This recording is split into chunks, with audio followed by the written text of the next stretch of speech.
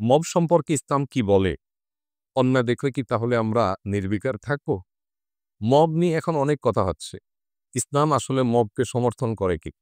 যদি সমর্থন না করে তাহলে ইসলাম যে আমাদেরকে নাহি আনিল মুনকার করতে বলে, অসৎ কাজে বাধা দিতে বলে, তাহলে সেক্ষেত্রে সেটা কি মব হবে কিনা? এর উত্তর হলো যে মব বলতে যদি বোঝানো হয় আইন হাতে তুলে নেওয়া, কারো শাস্তি কার্যকর করা, কারো বিচার কার্য সম্পাদন করা, তো এইটা যদি প্রত্যেকে আনঅথরাইজড ব্যক্তি এবং জায়গা থেকে যদি এটা করতে শুরু করে তবে একটা সমাজ বিশৃঙ্খল হয়ে যাবে। এটাকে ইসলাম সমর্থন করে না। বরং যেকোনো মানুষ অন্যায় করলে তাকে যথাযথ বিচারের মাধ্যমে শাস্তি দেওয়ার কথা ইসলাম বলে। আমরা যদি নবী করিম সাল্লাল্লাহু আলাইহি সাল্লামের জীবনে দেখতে পাবো, তার জীবনে বহুবার এমন ঘটনা ঘটেছে যে কেউ এমন একটা অন্যায় কাজ করেছে যে অন্যায়ের কারণে তিনি মৃত্যুদণ্ড পাওয়ার মতো।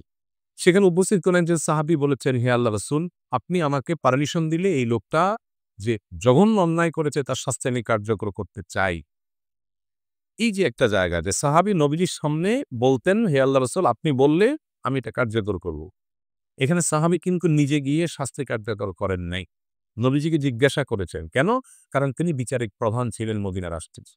তার কাছে জিজ্ঞেস করেছে। নবী সাল্লাল্লাহু আলাইহি ওয়াসাল্লাম যদিও কখনো এই ধরনের ইস্যুতে অনুমোদন দেন নাই।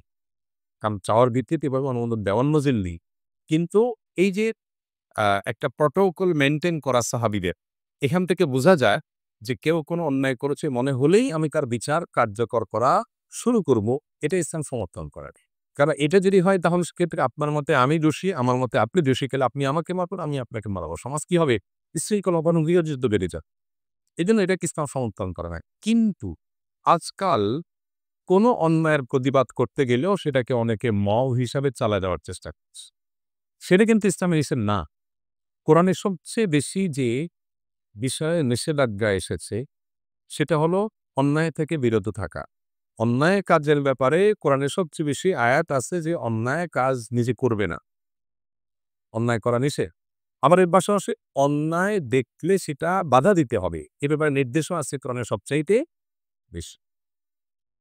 এজন্য অসৎ কাজে বাধা প্রদান করার নির্দেশ কোরআনের সবচেয়ে বেশি সংখ্যক বার এসেছে এই নির্দেশগুলো, তার মধ্যে থেকে একটা হওয়ার কারণে আমরা অন্যায় দেখলে আমাদেরকে বাধা দিতে হবে। অন্যায় দেখলে যদি আপনি বলেন, "না, এটা আমার কাজ না।"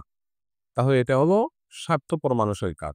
এটা ঈমানদারের ভূমিকা না। ঈমানদারের ভূমিকা হলো অন্যায় দেখে কি করবে সে? বাধা দেওয়ার চেষ্টা করবে। হ্যাঁ, বাধা কতটুকু দেবে? ওই যে তাকে শাস্তি কার্যকর করানো, তাকে থামানো। ধরা যাক একজন মানুষ ছিনতাইকারীর কবলে পড়েছে। তাহলে আমি কি ওই লোকটাকে ছিনতাইকারীর হাত থেকে উদ্ধার করে ছিনতাইকারীকে ধরে পুলিশের হাতে সুপর্দ করে দেওয়াটাকে মব বলবো? মোটেই না। এটা হলো অন্যায় প্রতিরোধ করা। এখন আজকাল আমাদের সমাজে দেখা যায় চোখের সামনে একটা মানুষ খুন হয়ে যাচ্ছে। সবাই যার, যার মতো চলে যাচ্ছে। কেউ ওদিকে তাকাচ্ছেও। এটাকে ভর্ৎসনা করেছে ইসলাম। এটাকে কোরআন ভর্ৎসনা করছে। এজন্য অসৎ কাজে বাধা প্রদান এটা ভালো কাজ। কিন্তু কারো বিচার, কারো শাস্তি কার্যকর করার দায়িত্ব নিজের কাঁধে তুলে নেওয়া এটা ভালো কাজ না। বিধায় ২ টার মধ্যে পার্থক্য করতে হবে। আজকাল অতিরিক্ত মব করতে আমরা সবাই ব্যক্তিকেন্দ্রিক নিজেকে চাচা আপনার জান বাঁচা আর বাকি সব জাহান্নামে যাক, গোল্লা যাক, শেষ হয়ে যাক, দেশ শেষ হয়ে যাক। এরকম যদি মানুষকে আমরা লালন করি তাহলে একটা দেশ কখনো ভালো জায়গায় যেতে পারে না।